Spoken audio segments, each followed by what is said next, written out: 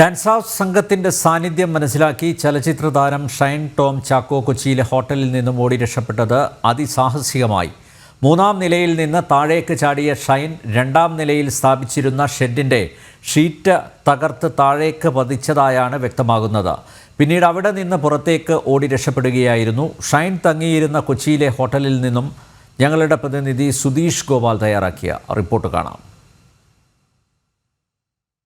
Ernakulam town hall metro സ്റ്റേഷന് സമീപത്തുള്ള ഈ ഹോട്ടലിൽ നിന്നുമാണ് ഇന്നലെ ചലച്ചിത്ര താരം ഷൈൻ ടോം ചാക്കോ പോലീസ് എത്തിയതറിഞ്ഞ് ഓടി രക്ഷപ്പെട്ടത്. ഇവിടുത്തെ 3-ാം നിലയിലെ മുറിയിലായിരുന്നു ഷൈൻ ടോം ചാക്കോ ഉള്ളത്.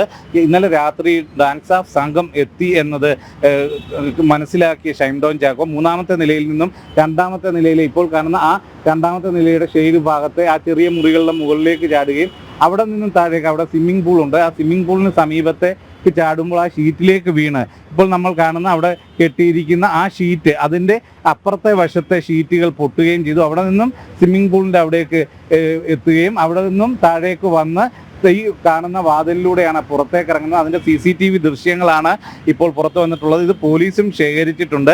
അവിടെ നിന്നും പുറത്തിറങ്ങി പുറത്ത് പാർക്ക് ചെയ്തിരുന്ന കാറിൽ കയറി രക്ഷപ്പെട്ടു എന്നതാണ് നമുക്ക് മനസ്സിലാക്കാൻ കഴിയുന്നത്. ഇപ്പോഴും ഷൈൻ ടോം ചാക്കോയുടെ ലൊക്കേഷൻ മനസ്സിലാക്കാനുള്ള അന്വേഷണത്തിലാണ് പോലീസും അതോടൊപ്പം തന്നെ എക്സൈസ് സംഘവും. കൊച്ചിയിലെ ഒരു സിനിമാ സെറ്റിൽ ഷൈൻ ടോം ചാക്കോ കൂടി അഭിനയിക്കുന്ന ഒരു സിനിമയുടെ ഷൂട്ടിംഗ് പുരോഗമിക്കുകയാണ്. ആ സെറ്റിൽ പോലീസ് എത്തി അന്വേഷണം നടത്തിയെങ്കിലും അവിടേക്ക് ഷൈൻ ടോം ചാക്കോ എത്തിയിട്ടില്ല.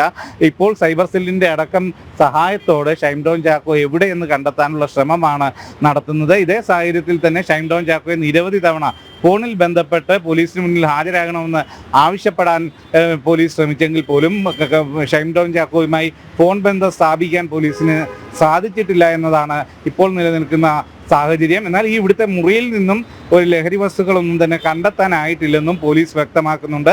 എന്നാൽ വരും ദിവസങ്ങളിൽ തന്നെ ഷൈൻ ടോം ചാക്കോയെ കസ്റ്റഡിയിലെടുത്ത് ചോദ്യം ചെയ്യാനാണ് പോലീസിന്റെ തീരുമാനം.